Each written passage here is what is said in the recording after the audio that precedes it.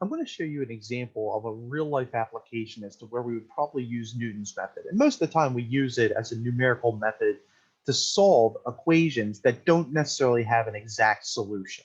All right, so looking at this type of problem, let's say for some reason we want to approximate the largest solution to sine of x minus cos 2x equals negative 5x squared, or I'm sorry, equals 0.5x squared, excuse me, accurate to the 100,000th place. All right, so the first thing we probably do in real life is we try to guess. And to get a guess, we might want to graph this. But we don't have a function, we just have an equation. Right? So what we're going to do first is we're just going to set it equal to 0, because then it's a function and we can find the zeros of that function. So we can say sine of x minus cos of 2x minus 0.5x squared equals 0. And this is our function now.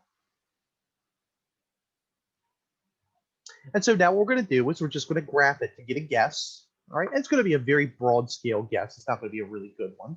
And remember, we're looking for the largest solution. Okay, so in our calculator, now of course we want to make sure we're in radian mode. Anytime you want to graph a trig, anytime you're dealing with trig in your calculator and you're doing graphs, make sure you're in radian mode. You're going to click mode and just go down here. If it's in degree mode, the degree will be highlighted. So just hit enter and you go back over here and hit enter. Right, hit quit out of there. And we're going to say y equals, and remember our functions, sine of x minus cos of 2x, and then minus 0.5x squared. And we're going to graph it. And we're looking for the largest solution. So it's right here. If I was to graph a guess, it looks like it's around 2, right? Because this is 1 right here, and this is 2. So let's just make an initial guess of 2. All right, we could certainly zoom in several times, but that doesn't guarantee us a really good solution. All right, Newton's method pretty much does guarantee us a good solution as long as it doesn't do anything weird. Okay, so x naught, let's just guess 2. Now let's set it up. We need our derivative. To find the derivative, we have to use a chain rule in that cos of 2x. All right, so we know the derivative of sine is cos, so we have cos of x. Derivative of negative cos is positive sine. Derivative of 2x is 2. So we're going to get 2 sine of 2x. And then when we take the derivative, 0.5 times 2 is 1. And then that just turns into x. All right, so if we wanted to set up a formula for this, the next guess, xn plus 1, would be equal to the current guess minus the function at xn. So that's sine of xn minus cos of 2x sub n minus 0.5x squared, or x sub n squared. And then we're going to divide that by our derivative. So that's going to be cos of x sub n plus 2 sine 2xn minus xn. So that's our setup. And we could just go ahead and plug 2 in there for x1. And in fact, we can just plug 2 into our calculator, set that as the answer, and then just like we did in the previous video, approximate it. Okay, so in my calculator, I'm going to quit out of here. I'm going to store 2 in the answer. So 2 enter, so now 2 is your answer. We're going to say answer. So don't do 2 minus, do answer minus, because we want to do this repetitively. So answer minus the quantity of sine of answer. So sine of answer minus cos 2 answers, and then minus 0.5 ants squared. All right, then we're going to close our parenthesis. We're going to divide that by the cosine of the answer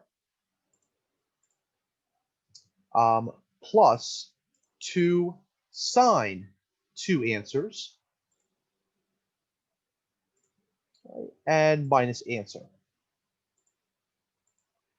All right, now, if we get an answer that's really far off from 2, we probably did something wrong, right? And of course, we can always zoom in and check the answer. So let's just go ahead and hit enter. We get 1.8888. All right, so, or 1.88878, because remember, we're trying to approximate it to the 100,000th place. So that's tenths, hundredths, thousandths, ten thousandths, hundred thousandths. So we need those 5 decimal places. So we're going to go ahead and we're going to write our answer as 1.88878. Now let's find x sub 2. And this is easy now, right? Because now all we have to do is just go in here, hit enter, and we get 1.88011. Now notice that this is now accurate to the hundredths place. So it's accurate to hundredths place because there's duplication in the hundredths place. So that means we still need to go on. All right, so we're just going to keep going until our 100 thousandths place are the same. So our next iteration, we're going to hit enter again, and we get 1.8805005. All right, so this is 1.88005, and notice that we're now accurate to the thousandths. All right. X4. All right, so let's hope. It just seems like in our previous examples, X4 was the one where we started getting duplicates. So maybe if we get 1.88005 again, then we can be done. So let's just hit enter one more time. We get 1.88005. In fact, it's accurate past that if you wanted to be, but in this problem, it only asks us to be accurate to the 100 thousandths place. All right, so this is our 1.88005, and that is now accurate to the 100 thousandths place.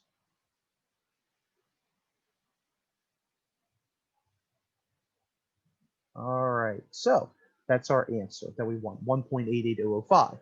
Does it make any sense? Well, let's go back to the graph. Let's zoom in and let's see if we get really close to 1.88005 or something of that nature. So we're going to Y enter, we're going to graph it. All right, we're going to bump ourselves over to this solution and we're just going to zoom in. All right, so I'm going to zoom in and I'm going to hit zoom and 2 and enter. All right, and zoom and 2 and enter. And zoom and 2 and enter. All right, I got to slide back over a little bit.